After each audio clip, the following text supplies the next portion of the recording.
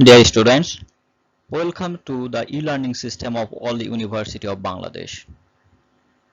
I am Mohammad Tanbir Ahmed, lecturer, Department of Civil Engineering, World University of Bangladesh.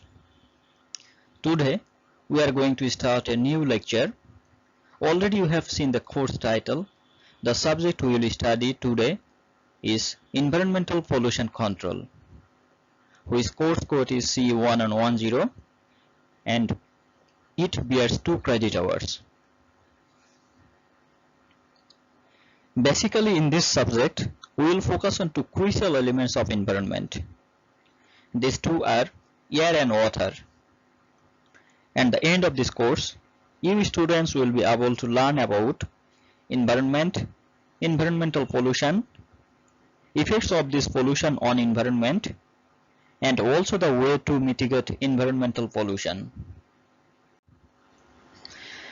Actually, all animals are responsible for environmental pollution, but human beings are the main responsible for this. So, it is also the responsibility of human being to protect and improve the environment. Environment. Now we will introduce about environment. The term environment is widely used and has a broad range of definitions, meanings, and interpretations. In popular uses, for some people, the term environment means simply nature. In other words, the natural landscape together with all of its non-human features, characteristics and processes are termed as environment. That means the surroundings or conditions in which a person, animal or plant lives or operates is called environment. Now, environmental pollution. When natural characteristics of an environment hampers, it creates environmental pollution. For our day-to-day activities, we are polluting environment continuously.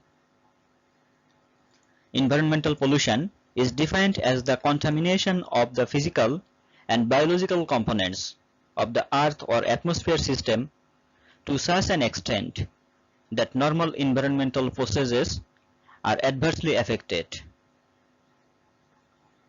Simply we can say, environmental pollution is the introduction of contaminants into the environment that cause harm or discomfort to human or other living organism, or that damage the environment, which can come in the form of chemical substances or energy, such as noise, heat, or light.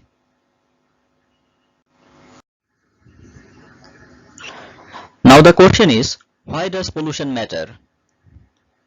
Generally, environmental pollution takes place when the environment cannot process and neutralize harmful byproducts of human activities in due course without any structural or functional damage to its system. Pollution matters first and foremost because it has negative impacts on crucial environmental services such as provision of clean air and clean water, and may others, without which life on earth as we know it would not exist. Basic factors of environmental pollution.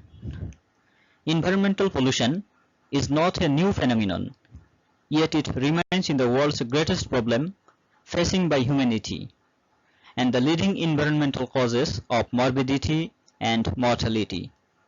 Man's activities through urbanization, industrialization, mining, and exploration are the forefront of global environmental pollution. Here, these 2 are the factors of environmental pollutions. First one, environmental pollution is a problem both in developed and developing countries. Factors such as population growth and urbanization invariably place greater demands on the planet and stress the use of natural resources to the maximum. Then, it has been argued that the carrying capacity of Earth is significantly smaller than the demand placed on it by large number of populations, and Overuse of natural resources often results in nature's degradation.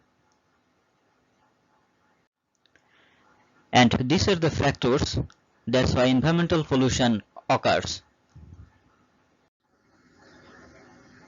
Now, what are the basic elements of our environment? The surrounding features in which a person, animal or plant lives or operates is called environment. So, the features surrounding us are the elements of environment. Here, these are the common elements of environment, which are: first one is water, then air, then climate, natural vegetation, and soil.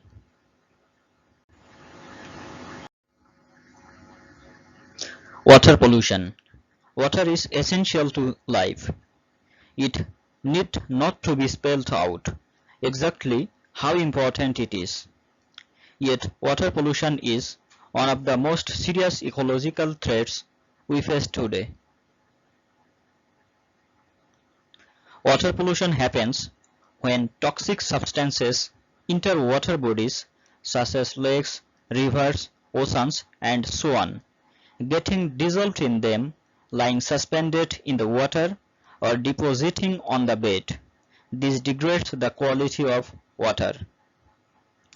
So from the above discussion we can say any chemical, biological, and physical change in water quality that has a harmful effect on living organisms or makes it unsuitable for agriculture is called water pollution.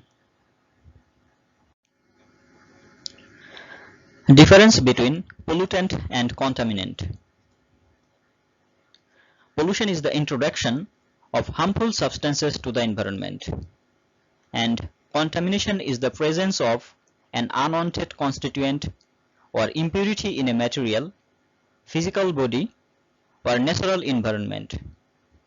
In fact, pollution is contamination that results in or can result in adverse effects.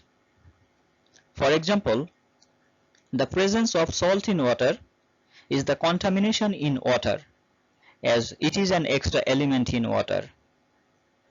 It will be as contaminant until it is in the desirable limit. But when it exceeds the limit and make water unfit to drink, then pollution occurs and it is called pollutants. This means that all pollutants are contaminants, but not all contaminants are pollutants. Therefore, the main difference between pollutant and contaminant is that pollutant is always a harmful substance, whereas contaminant is not always harmful. Types of water pollution. Water exists in surface and under the surface. That means under the ground. The main source of water in surface is ocean.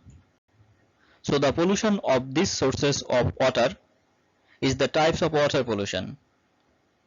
The water may be polluted by the pollution of streams and lakes, ocean pollution. The first two types is the types of pollution of surface water, and the last one is the groundwater pollution. Sources of water pollutants. There are two types of sources. First one is point sources, and the point sources come from the discrete pipes flowing into a river, for example.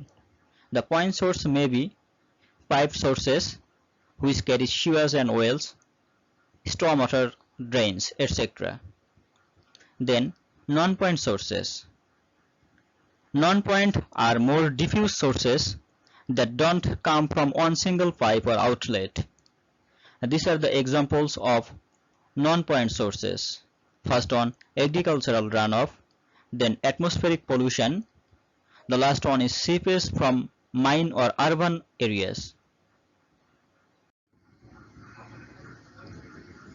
Basically, humans are the responsible for water pollution.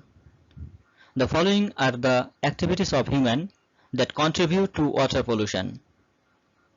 First one, overgrazing, then poor agricultural land management, then sewage, industrial and domestic discharges, construction, mining, release of gases and aerosols to the atmosphere, mismanagement of reservoirs, and accidental spills. These are some examples of human activities which lead to water pollution. Actually, all human activities are directly related to water pollution. Water pollutants. These are the general polluting elements which pollutes water. First one, sewage or wastewater, then fertilizers or pesticides, atmospheric deposition, pathogens, petroleum, radioactive substances, heat, siltation or sedimentation, salinization, heavy metals, suspended particles like sediments. That is the end of our today's lecture. Thank you everyone.